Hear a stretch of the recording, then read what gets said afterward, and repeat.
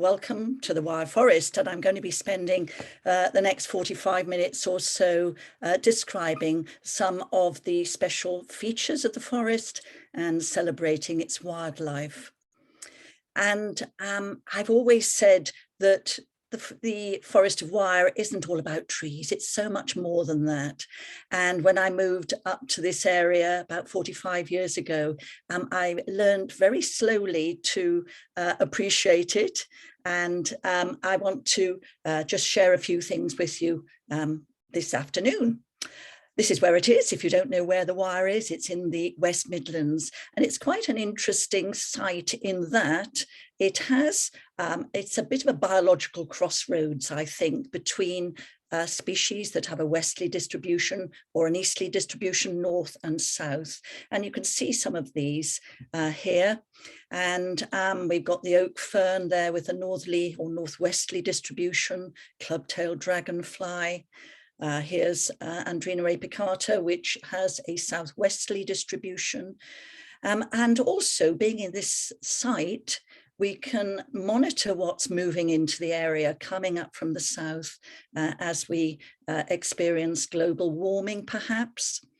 But it is more difficult to actually monitor what's disappearing from the site. And we're increasingly aware of that. And that is, of course, why it's so important to keep recording species from year to year and get a bigger overview. This is Greater Wyre. That's what we call this area for recording purposes. And we've allocated this area mainly because of the geology. You can see the woodland in green there, the River Severn running down on the east side, the Dowles Brook, which bisects the forest there, running across to join the Severn. And you've probably seen, as Tom's mentioned, there have been headlines that Wyre is now the largest woodland national nature reserve in England. And that's just the main block of Wyre. It's much bigger than that, of course. So let's have a look. The difficulty with historical records is that there are actually 3 different vice counties that join in Wyre. And so the records historically have been dispersed. And this is one of the reasons why we decided about 30 years ago to start the Wyre Forest Study Group. I think the BBC have got some of their names slightly wrong there, some of their information a bit strange, but the Wyre Forest Study Groups, about 6 of us started this in around about 1990. And that was to gather like-minded people together to record in Wyre, which we do very regularly, and to centralize the records and to find out exactly what was there. We decided we would write a book. That would be the best way of sharing the information. Now you can see there that there's quite a lot of grey hair. Some hair's disappeared altogether. So we thought, right, this is the time for us to get our information into print. The 4 names in green there were the editors. And, you know, this is a fantastic project because we were all volunteers. And so this was a great way of sharing the information by gathering people together. There were 24 authors, but in fact, there are about 54 people on the list who gathered records, who we went or to whom we went for information. So it was a very big study group project, which we're very proud of. And in fact, we have this lovely book now, which has been produced by Pisces Publications, beautifully designed by Peter Creed. And it really is a celebratory issue, giving lots of information. And I can recommend it if you'd like to know more. But let's get on to why Wyre is here. And I imagine even when the early farmers, maybe in Neolithic times, moved into the area and found it difficult to grow their crops on some of these soils, they realized that they would better go off onto more fertile soils nearby, because this is what the Wyre and the woodland, the main block of Wyre, almost entirely coincides with that darker color. The upper Carboniferous coal measures, we call them the barren measures. In the main, they're acidic sandstones, shales, mudstones, conglomerates. You'll see the river on the right there, Dials Brook, coming along the centre. There are traces of coal. Wonderfully, they didn't find too much coal, otherwise we wouldn't have the forest there as it is. But there are thin bands of shaly coal and a lot of sandstones and shales, as we've mentioned. It's primarily an oak woodland. It's interesting that we can still find fossils of plants that are still there after how many, late 200 million years or something. They keep changing the dates, Upper Carboniferous. There are still plants which look very similar to the fossils that we can find if we know where to look. Bewdley is the town on the River Severn on the east side. And there have been people using the forest over many thousands of years. Just above where I was standing to take that photograph, they recently discovered a Mesolithic campsite. That was interesting. They did some DNA work from the hazelnut shells they found near the fire site. And in fact, in the last 40, 50 years, 2 lovely tools have been found within the forest itself, showing that people long ago were moving around in this area. It was very good. The Severn Valley obviously provided a lot of good hunting and gathering in prehistoric times. In more recent years, certainly since the Industrial Revolution, there has been intensive management through charcoal burning and other crafts. I wanted to put that photograph in because you can see in the background just how the forest has changed due to all this management. And there was rotational charcoal burning for many years. They wanted the oak to fire some of the furnaces for iron smelting, even salt evaporation close by. And of course, when they felled the trees, every part of the tree was used. A lot of bark peeling provided employment for some of the locals, and that of course went down to the tanneries for tanning leather. And in fact, when I moved to the forest in the late 70s, 1970s, really the forest looked a bit like this because the charcoal burning had finished in the late 40s. All the coppice regrowth had grown up, and the Forestry Commission had come in and started planting conifers in the 1920s. And so we called it almost, some of us started calling it the Dark Ages of Wyre. It was quite shaded, very little shrub layer as you see there, and presumably the biodiversity was declining, but we didn't have the records really to support that. But let's go down into the forest and see what we can find, because there are some very special areas and lovely things to see. Probably in Victorian times, its claim to fame was all about the Whitty pear or the sorb tree, Sorbus domestica, that was documented as early as the 1600s. It was a grand old tree, and many of the locals used to take expeditions into the forest for visiting botanists to visit this. Very sadly, in 1862, I think it was, a local poacher was caught and received, in his opinion, a very severe sentence from the local magistrate, who just loved this tree. And the jolly poacher went and burnt it down. That was the end of that. The poacher was actually eventually sent off to Botany Bay in Australia, appropriately. But luckily, Arley Arboretum nearby had taken some cuttings, and they've been planted in various places. This is one now that was planted in 1819, I think. But of course, since that time, this particular species has been discovered along the coast of South Glamorgan and in the Wye Valley. So it wasn't the only tree in Britain. There are others, but that was probably its claim to fame. But now we can wander through the trees at certain times of the year and see big patches of lily of the valley, especially where there is some cleared areas. We find wood cranesbill coming up with wood spurge. Beautiful to see that, those plants in the springtime.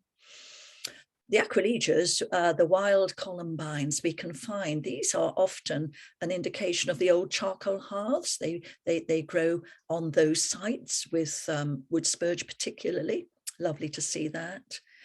One of my favourites is the narrow-leaved helleborine, and it's interesting to find these plants. In 1997, we only knew of 15 plants growing in the forest on 3 sites. So Plant Life, through their Back from the Brink project, contacted us, and 2 of us as volunteers decided we would try and find out more and try and get a much better idea of the status and distribution of this wonderful helleborine.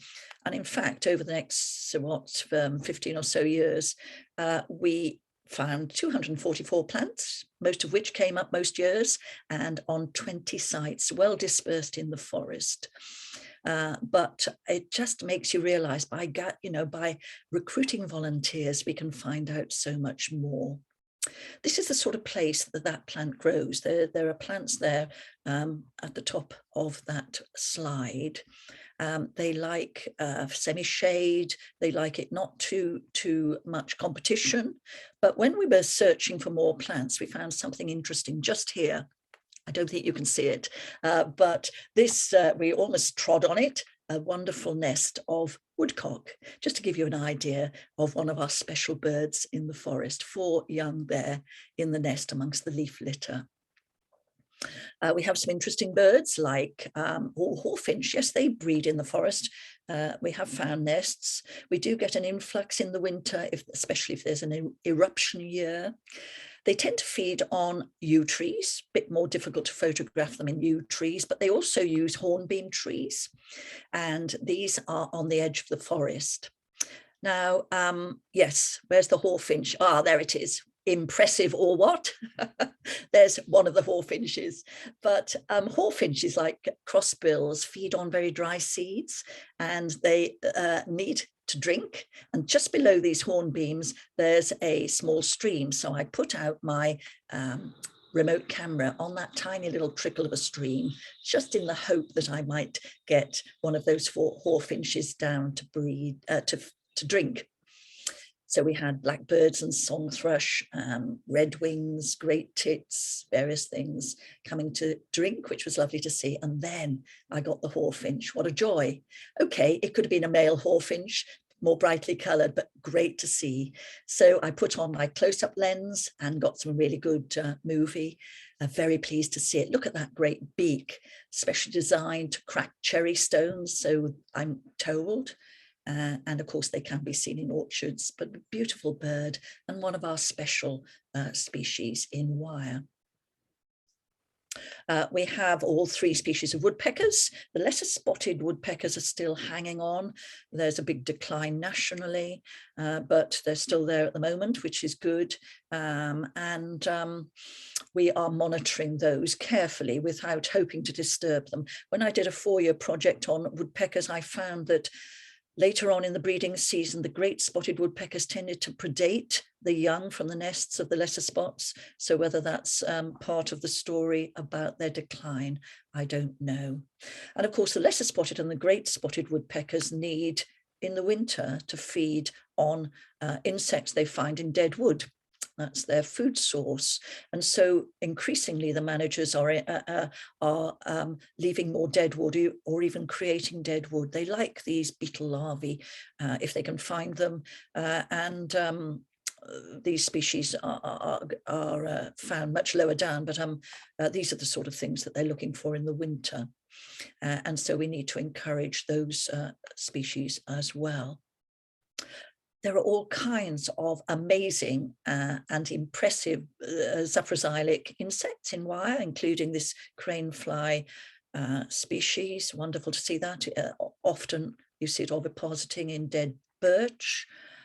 This fantastic giant wood wasp is actually a sawfly, and that will only lay her eggs in softwood, conifer wood. What else have we got? We've got a range of different longhorn beetles that will lay in dead wood. And of course, many of these species, the larvae take a long time to develop. 2, 3, 4, and even more years before they emerge as adults, just for a few weeks of the year. This is probably one of our rarest longhorn beetles. But this one is an interesting one, the Welsh oak longhorn.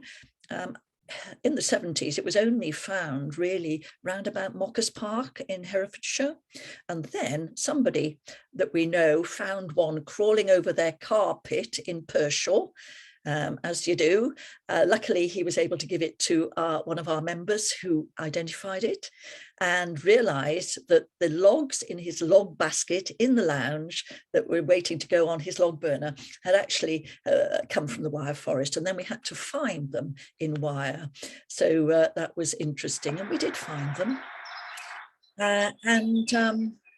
They lay their eggs on newly cut oak. This was a big log that had been cut the winter before. Here's the female looking for an ovipositing site. And you'll see her in a moment, just laying in the cracks in the oak bark. Fascinating to see.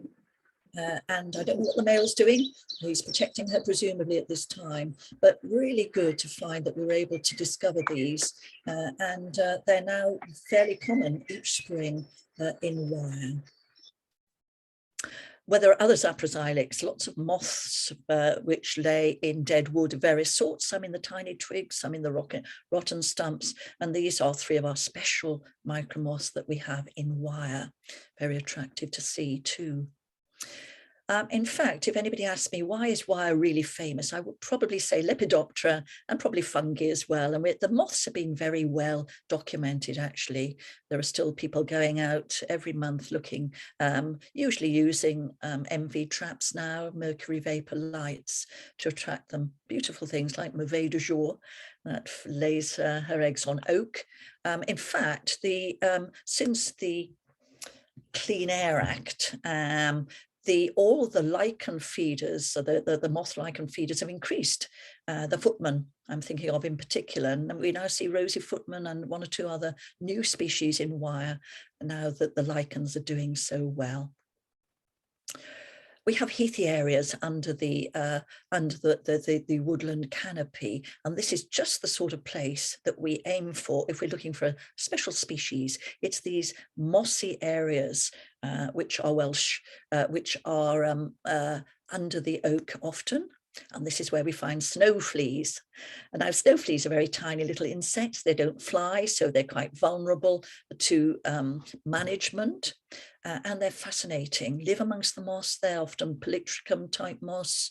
And we've been monitoring those for some time and plotting the results on the maps there. One of our members loves to read old documents and old research studies. And one day he came and said, well, there's supposed to have been a tiny little ant living in the forest in connection with wood ants, but it's not been seen for 100 years. I wonder if it's still there. So off we went on a warm, humid, damp September day to look for this shining guest ant, 3 millimeters. Would we see it?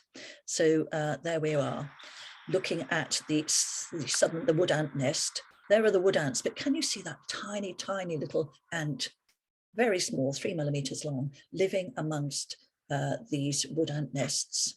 It's the males with the longer antennae that you see in the autumn there, patrolling the surface. What they're doing, we don't actually know.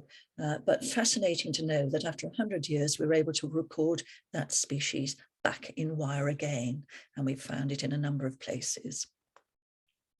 I've got to put a few molluscs in, of course. The lemon slug is one of our feature molluscs, and we love to find these. We look for them in the autumn because for most of the year they're living underground, and up they come if the fungi are fruiting. We look for mushrooms that have been nibbled. We often find them there if conditions are right. When there aren't so many fungi as in this last season, they've got to search them out. And we find this one, we found about 3 foot up a tree trunk, which was unusual, feeding on these tiny little mycena. We see them mating late in the autumn. And then presumably they go down into the ground to lay their eggs, and then they'll feed down for the rest of the year on the underground hyphae. And that's always interesting. This year, this is a photograph we found this last season. Not very many fungi around, but this one appeared to be feeding on the rasuponate fungi, the fungi that live there close to the wood on this occasion. You can see it there. So interesting. Got to search them out a bit more carefully if the toadstools aren't present. And each year we try and fill in a few more gaps on the map for that species. We have the ash black slug. Yep. They're not always black, but when they are, the lovely licorice allsort sole is fantastic to see. There it is on a bit of perspex to show everybody. The young are always brown in our experience, and then the adults can be variable in colour. We think that white one at the bottom was Cinera niger, but you do get various different types of coloration, as I mentioned. We go out at night often, well, okay, once a year perhaps, to look for beetles particularly, but this is when we find this species mating up a tree trunk about 4 or 5 foot up. Sometimes the two mating individuals attract a third one to see what's going on, like there. And then we map our records. Butterflies. Wyre is well known for its butterflies. We've got 4 species of fritillaries now. All of them rely on violets for the larvae to feed. We lost the high brown fritillary in the 1980s, along with the wall butterfly, but we've had 2 other species moving in, white admiral and the dark green fritillary in recent years. What else have we got? The wood whites. Yeah, we've got wood whites still hanging on, although they're not as common as they used to be. But now Butterfly Conservation is working with the landowners to try and make open linked routeways, flight paths for these, for many of the butterflies. We have some surprising mimics, such as the hornet clearwing moth. It might look like a wasp, but it's a moth. This might look like a hornet, but it's a fly. We've got another Volucella species that looks like a bumblebee, but it's a hoverfly, and these mimics are associated. That's the hoverfly mimics are associated with wasp and bees' nests for their larvae. This one looks like a wasp, but is actually a cuckoo bee, and that she'll lay her eggs in various Andrena species of bee. We've got some interesting beetles. I've just got to pick 1 or 2, but yeah, weevils. This hazel weevil is wonderful. It makes a little nest and rolls a hazel leaf up, leaving carefully 1 vein intact to keep that leaf green so that its larvae can feed when they emerge. Oh, bugs, yes. What some fascinating bugs. I've just chosen a couple. This Enchanter's Nightshade stilt bug just lives on Enchanter's Nightshade, and they feed on the leaves there. It's such a delicate creature. And of course, in the trees, we get all kinds of strange beasts. We really, they come in all shapes and sizes. Fascinating to see and to monitor, of course. We have dormice present. They're doing very well, very good. We've got a big monitoring program for the dormice. Adders, lovely to see, but they're not doing as well. Like in other areas, they're declining. They have a very slow reproduction rate, and I'm afraid they're not coping with perhaps the disturbance. I don't know.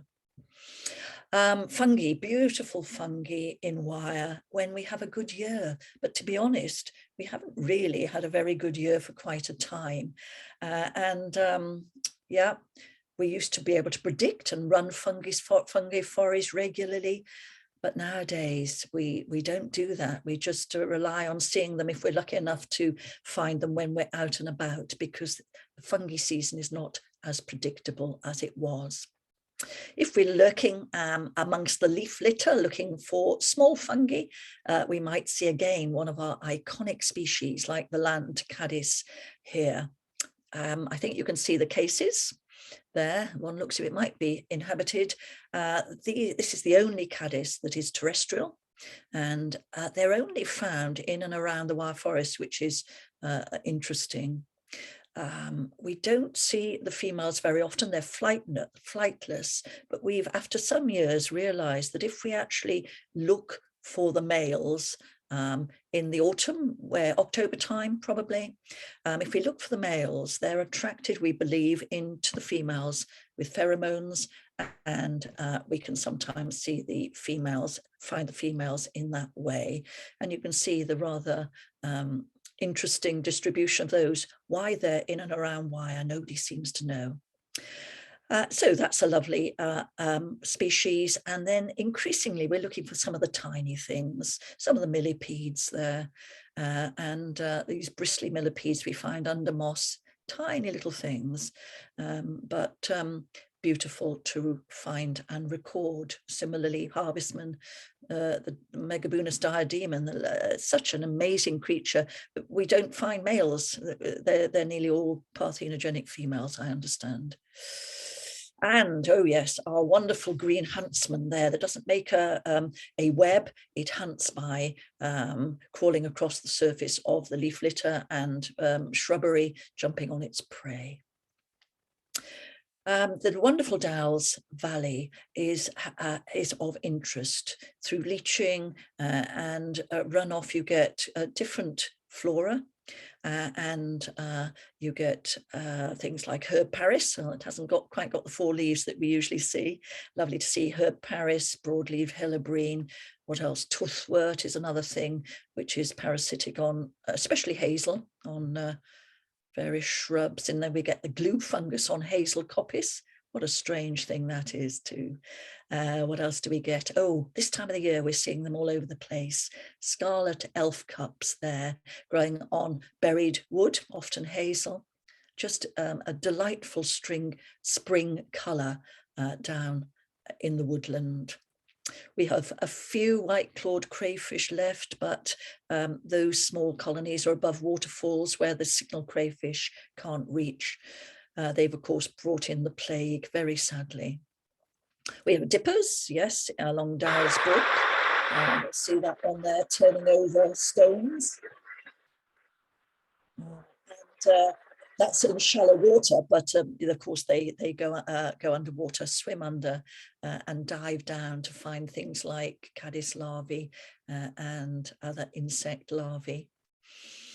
The bullheads are looking for these sorts of larvae as well. The males attract the females to a little nest that it's made under a stone and get the females to lay her eggs. There's probably perhaps 3 or 4 different bunches of eggs there, and then the male will look after those eggs for up to a month, and it will keep them oxygenated with its fins and keep off predators, which is wonderful to see.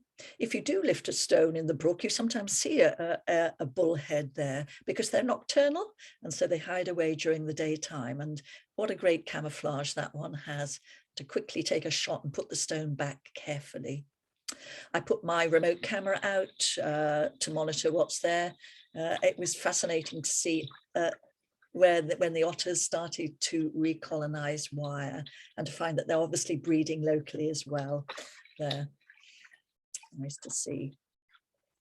The river is a wonderful wildlife corridor, and of course has its own biodiversity. We do go down to the river when conditions are low. We've got to be careful, obviously, but we can dip that, and it's great to find what we can spot there. I have a little tiny aquarium I made many years ago, and I take that with me, and then we can see the things more carefully, and we get a much better idea of what the animal looks like when we see it in the water, and then we can pop them back in easily.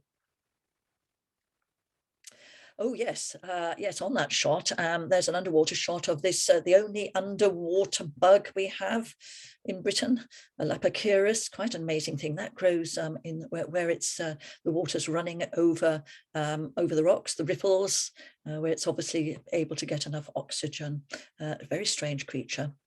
And then we can see the river yes, the river snails there, the male there with one antennae, is that a tentacle rather, larger, the one on the larger than the other one. Duck mussels there, which filter feeders. If we do disturb one of those, sadly, it can bring out its great big fleshy foot and move along and find another substrate.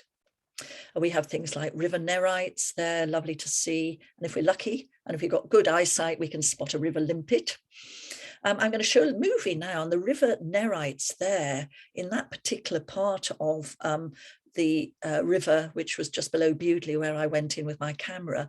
All these nerites had been, they were white, they'd been nibbled away by something. What is doing it, I don't know, but something is taking those, is nibbling the nerites. Let's see if I can get that going.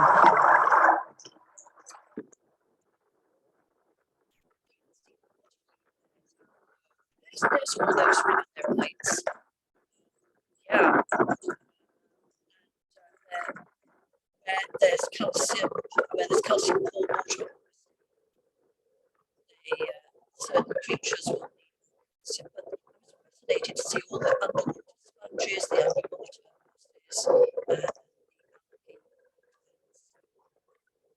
Lovely to see. Great habitat. And in that area around Bewdley, the club-tailed dragonflies will be laying their eggs, not in the riffles, but in the quieter, muddy sections of the river. That's where they stay for 2 years or so as larvae. Lovely to see. We've got another dragonfly that looks a bit similar, yellow and black, the golden ring dragonfly, but they will lay their eggs in a completely different area. And that's in little runnels, water runnels on some of our wet flushes up in Wyre. Now, amazingly, and these are very special areas because in some spots there's calcium-rich water that emerges and changes the nature of the area roundabout, of course. Some are less alkaline than others. That particular one's got cotton grass on, but we see in some of them things like bog pimpernel. That's where we find strawberry spiders, which make these wonderful little refuges in dead oak leaves, or dead leaves. Lovely big spiders. And this is where we find these tiny little snails. If we're very, very vigilant, and I've got to give full credit to Rosemary Hill and the late Ron Boyce, who introduced me to the molluscs in these habitats. And we do search, but they're not always easy to see. And wonderful to find spermidea and Leostyla here, and more work to be done because I've mapped these recently, and you can see really we've only found the spermidea so far just along one tributary, the Leostyla, a couple more sites there, but they can be so easily overlooked. More work needed on these species. And then the meadows then, this is the last habitat I want to look at really. There are these little meadows and orchards in Wyre, in amongst the trees, acting like wonderful glades really, flower rich, many of them fascinating. With a decrease in grazing, they were getting scrubbed over, but wonderfully we had a big lottery project called Grow with Wyre, which enabled us to provide the money and the manpower to fence these, to build up a herd of Dexter cattle and to reintroduce grazing, and the biodiversity's come up since then. We've got things like adder's tongue, moonwort, strange plants, aren't they? They don't always come up in the same place each year. We've got lots of yellow meadow ant nests in one or two of the meadows. Where the meadow has been grazed right down, these are often the very best wet waxcap grasslands. We've got quite a few of those in and around Wyre. In fact, we discovered a brand new to science waxcap, the Jubilee waxcap there a few years ago, and one of our meadows is now the holotype for that species. But we've also got all sorts of spindles, earth stars, earth tongues, all sorts of things. And then these caterpillar clubs. We've got 2 species that we find. If the spores of one of those lands on a caterpillar, it can actually develop inside that caterpillar. And when the caterpillar goes underground to pupate, the fungus can take over, eat all the insides, or devour, what you call it when a fungus develops like that, and then eventually emerge. Their fruiting bodies can emerge above the surface to disperse their spores. Fascinating. Oh, and of course, in the meadows and even in the clearings, not a bit of dung is left undisturbed, so we can look for dung beetles and other associates. But most of all, we love now just watching and photographing insects that come to flowering plants. We collect very few, or we collect as little as we can, and try to identify through photography. And really, when you look at some of these, even flies, common flies, beautiful to see, very delicate. And this is what we're trying to do in celebration of the forest now, is to gather together photographic information. In the meadows, we've got dingy skipper still, grizzle skipper going right downhill in numbers. Where there's pignut, we find these daytime flying chimney sweepers, beautiful colonies of these little moths flitting around at the right time of the year. Orchards, we've got a lot of old orchards. They were declining, but again, through Grow with Wire, we've been able to restore some of them and plant more trees. In fact, our study group did some research on orchards. We've found noble chafer in some of them, and many of us have learned to identify the frass by looking in some of the cavities. So the year's work we did on 3 small orchards within Wire was again helped through the Grow with Wire project, which was led by the Forestry Commission at that time. All of our records were actually written up wonderfully for one of the English Nature Research reports, and they took all of our records as evidence of the importance of orchards. And wonderfully now these orchards have got BAP habitat priority status, biodiversity action plan status. So we felt that was very worthwhile. So just the last few slides now. In our meadows, we've been used to seeing the Dexter cattle grazing. But in the last few years, the invisible fencing project has been developed, where an electric fence is buried in the woodland. The Dexter cows, the ones that are particularly docile, are trained at the farm through the Wire Community Land Trust. They wear these necklaces and they're trained to respond to sounds with different types of sound as they get nearer to this invisible fencing, and they soon learn to keep away. In recent days, actually, I think it was last year, the Community Land Trust developed another system whereby they've changed the necklaces, the sensors around the cows' necks, and now from the office in their land trust farm, they can record where each cow is, whether it's still within the compound, whether it's well or not, and how far it moves. So they can monitor the cattle more remotely. So that's interesting. And now the study group is going in and looking at some of these grazed areas to see actually how the biodiversity is changing, if we can.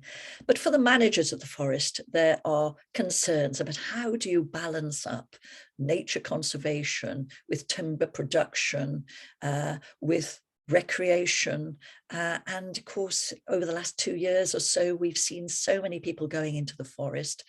How do we manage these areas now?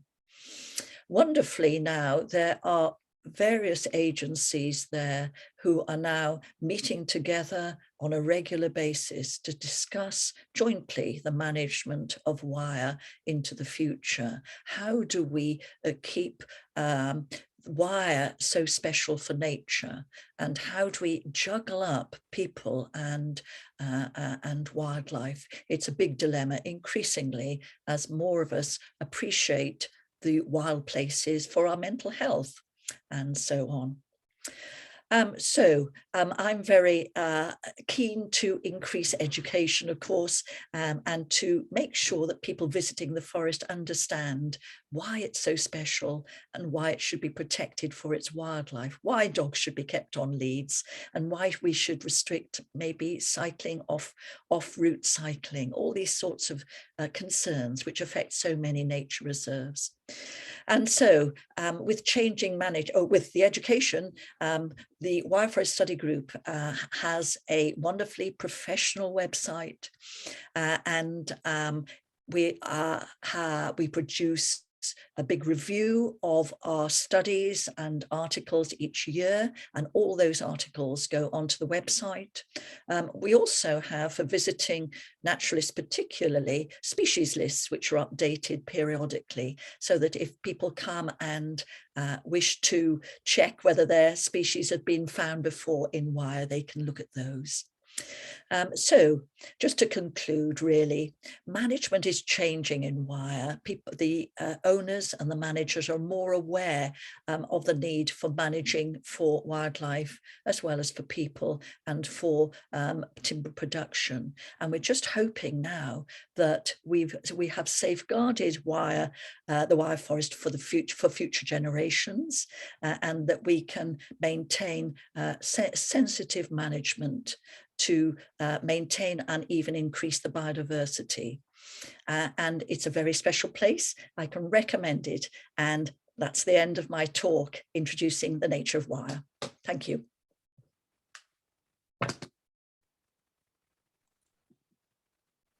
Thank you very much, Rosemary. I think that was absolutely fascinating. And a couple of things that really impressed me. One is, what can be done with good management and advice involving wide groups of people to these wild places to preserve them for all the different aspects of use that you have shown. Certainly, Rosemary impresses me as one which maybe, without being too unkind, could be called the older generation, who has such a breadth of knowledge.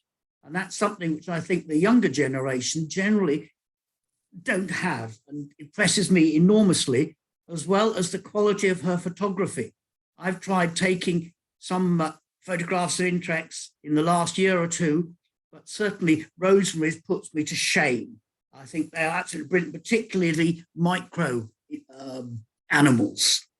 I'm interested to see that she records 99 species of mollusks there, but my reckoning, there's probably still another 120 or so to go. And before I hand over, I would just say that she's very keen on field trips, and looking at the program, which most of you have yet to see, which will come in the next Mollusk World, she has a field meeting there arranged, concentrating on shells, I think probably mollusks, for the 5th of October.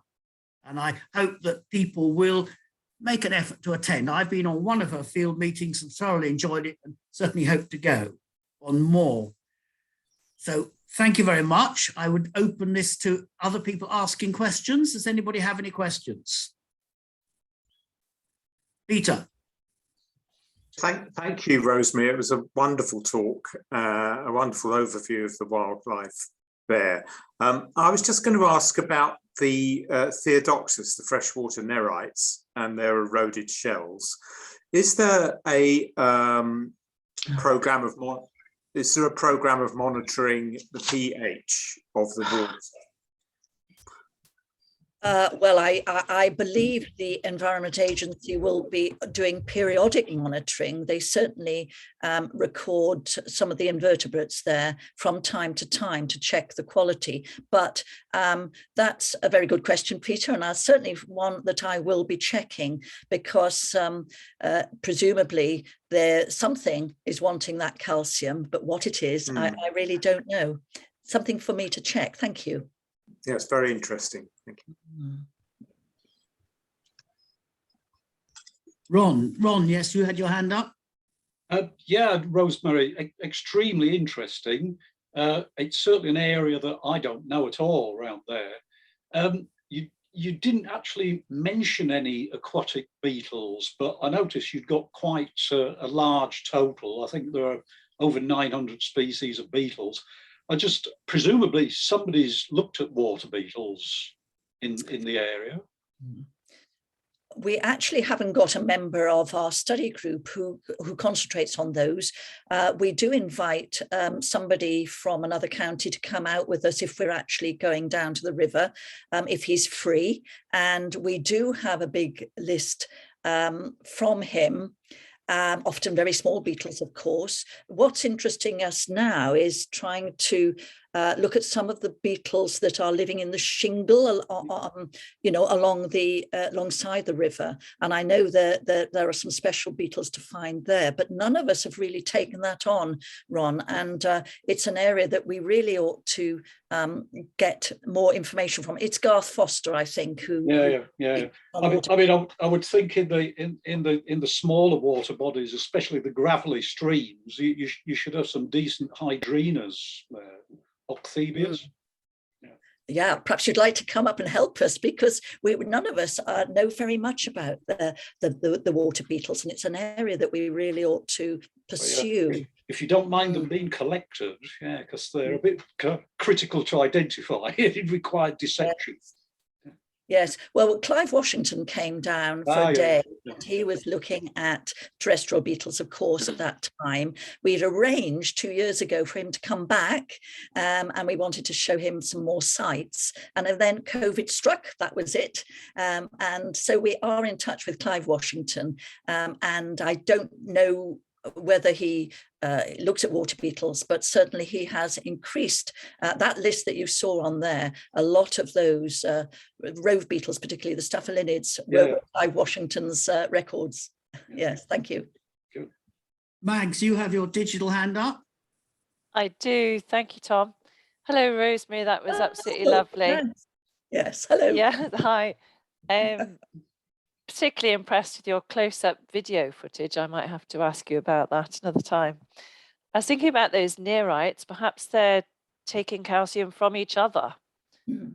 That struck me as a possibility. But my question is actually about the habitat, and I was wondering how much of the Wyre is still under commercial, inverted commas, forestry, and whether it's economically viable for presumably forest enterprise, and whether they've bought into the concept of more openness and maybe increasing the grazed area by the Dexters, which I'm sure is increasing the amount of heterogeneity and niches for all different biodiversity. Yes, and the Forestry Commission own, yes, probably about a third of the main block, and of course, a lot of their land was coniferized, but because of PAWS, PAWS, plantations on ancient woodland sites, that initiative means that they've got to reduce the conifer substantially and remove most of it. They'll be keeping certain native plants like Scots pine and probably European larch, but they will be taking off most of the conifer. They're doing that gradually, of course, because of wind blow, they can't just take it all in one go. So they're doing some very good thins, and they will be reducing all that.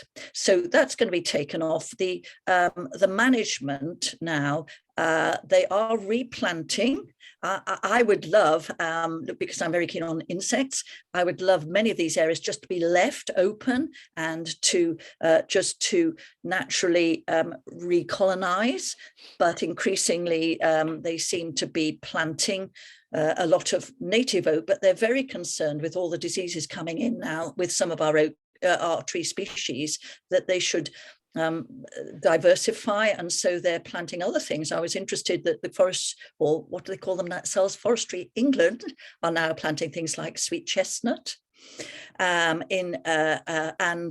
Also it's mainly an oak forest, but they are trying to plant more. As far as the management is concerned, what we're really wanting to do is to linked corridors right throughout Wyre by opening up the big trackway, scalloping the edges, and these are then become flight corridors and so on for many of our butterflies. So that is a big project. But of course, any of these open cleared areas that we create have to be managed. The fritillaries were so common when the area was coppiced, because they moved around with the open coppiced areas. So we've tried to replicate that in some ways. But yeah, it is a dilemma, because to be honest, to manage appropriately, money is required. They still have to make money from the forest. And this is why recreation is now becoming very, very much high on the agenda, because they can obtain money through the car park. There are, of course, dilemmas with that decision. Has that answered your question, Mags? Absolutely, yes, yeah. Lots of work still to do, but it's all going in the right direction. Yes, thank you. Thank you very much. Does anybody else have any questions before we move on? Ron, again. I don't want to monopolise. I certainly agree with your comments, Rosemary, about mountain bikers and dogs being kept on leads. There's a small area of woodland near where I live, which it used to have some quite interesting things in it, particularly fungi. It used to get Boletus parasiticus in there.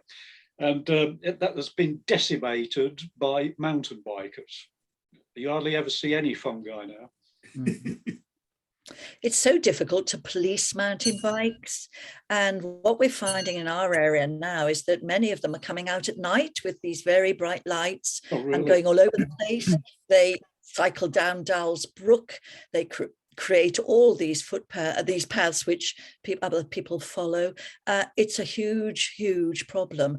And yet I appreciate that people need the open spaces for their mental health.